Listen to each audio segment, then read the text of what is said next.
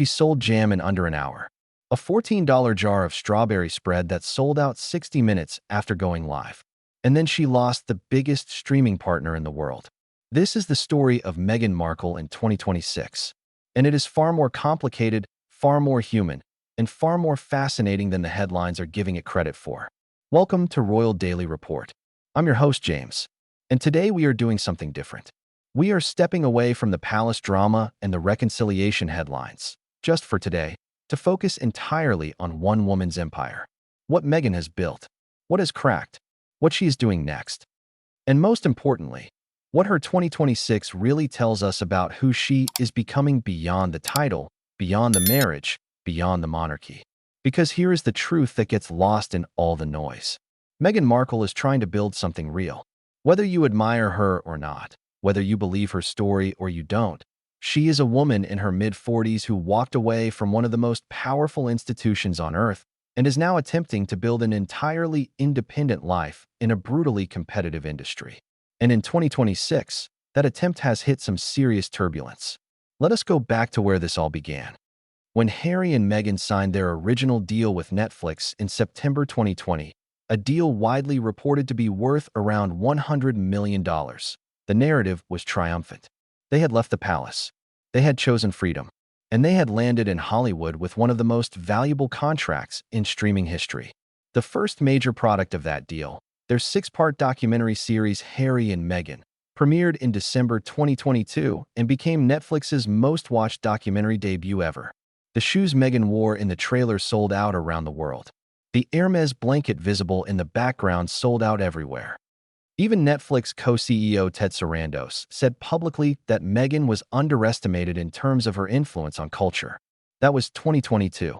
Fast forward to 2026, and the picture is significantly more complex. What followed that explosive debut simply did not match it.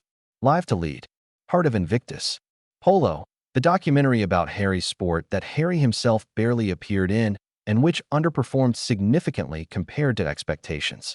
None of these projects came anywhere close to the impact of that first series. And by the summer of 2025, the consequences arrived in a very public and specific form. Netflix downgraded the Sussex's deal from their original high-value multi-year arrangement to a first-look deal. In the language of Hollywood, that shift is significant. A first-look deal means Netflix gets first refusal on new projects. But if they pass, Harry and Meghan can take their work elsewhere.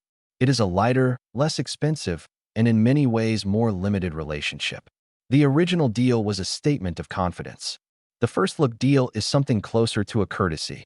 And then came Meghan's cooking and lifestyle show, with Love, Meghan, which launched in March 2025. Season 1 got viewers. It got attention. It also got some of the most memorably critical reviews of her post-royal career. Critics pointed out that the show was not filmed in her actual kitchen. She was called out for repackaging Trader Joe's peanut butter pretzels into plastic bags and presenting them as homemade. One publication described it as, and I quote, "a fantastical monument to the captivating power of watching one woman decorate a cake with her makeup artist." Season 2 aired in August 2025 and did not break into Netflix's weekly top 10 on debut. By late 2025, it had fallen dramatically in the platform's most-watched rankings. The show ran for 2 seasons. There was a holiday special in December. And then, silence. But here is where the story really turns. Because alongside the show, Meghan launched something that was supposed to be the anchor of her entire post-royal commercial identity. A lifestyle brand. Originally called American Riviera Orchard, a name that Meghan herself later admitted confined the brand too closely to a specific region and aesthetic, the venture was rebranded in February 2025 as ever. The name was meant to signal something more expansive, more personal, more timeless. And the launch was genuinely exciting. When the first products went live, jam, honey, tea, baking mixes, they sold out fast. The strawberry jam sold out in under an hour. The internet noticed. The brand had genuine early momentum. Netflix, seeing the brand's potential, came on board not just as Meghan's production partner, but as an equity investor in as ever itself. Meghan said at the time that having Netflix in as a business partner was huge. And it was. It gave the brand a level of credibility and distribution that most independent lifestyle ventures could only dream of. And then, on March 6, 2026, Netflix withdrew as an equity investor in as ever. The official statements from both sides were measured and diplomatic. Netflix said they were glad to have played a role in bringing the brand to life, and that it was always intended for Meghan to grow it independently. As Ever spokesperson said the brand had experienced meaningful and rapid growth and was now ready to stand on its own. But behind the diplomatic language, the details that emerged were considerably more revealing.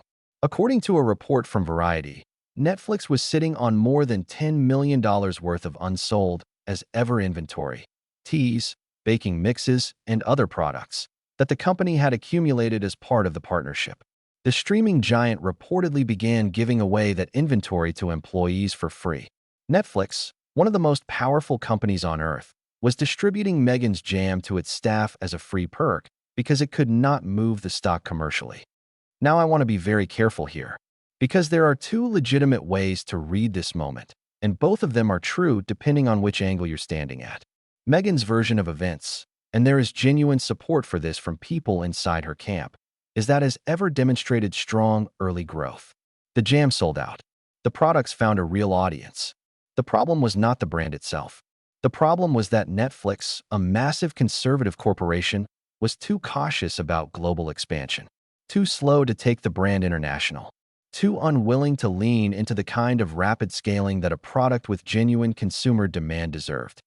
In this reading, separating from Netflix is not a failure. It is Meghan regaining control of her own business and removing a partner that was holding her back. And there is something to that argument. The jam did sell out. The brand did find customers.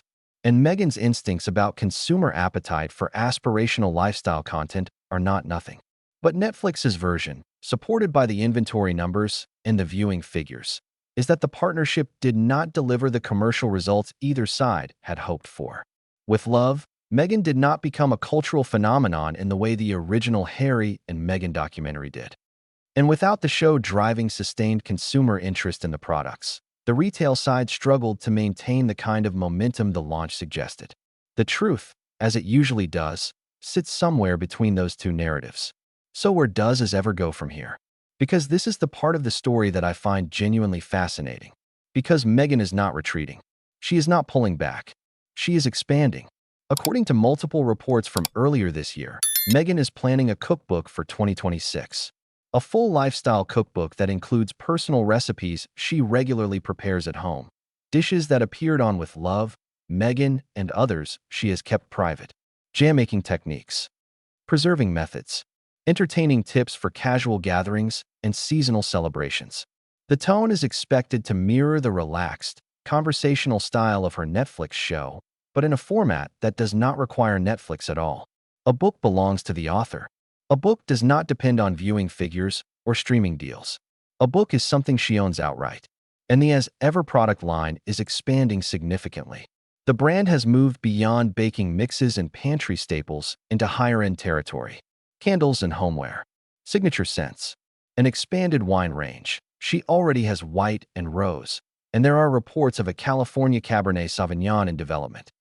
The pop-up shop model, which made its debut at Soho House in Hollywood, is expected to continue, placing the brand in the kind of curated, aspirational retail spaces that align perfectly with the aesthetic Meghan is building.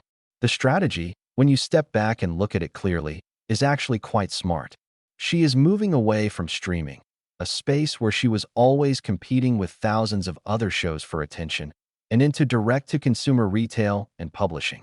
Spaces where her global name recognition and dedicated fanbase translate directly into sales without needing a platform's algorithm to put her in front of viewers. The comparison that keeps being made in industry circles is Gwyneth Paltrow and Goop. And it is not an unfair comparison. Paltrow built a lifestyle empire out of controversy, criticism, and relentless personal branding. She was mocked for years, and she built a genuinely valuable company.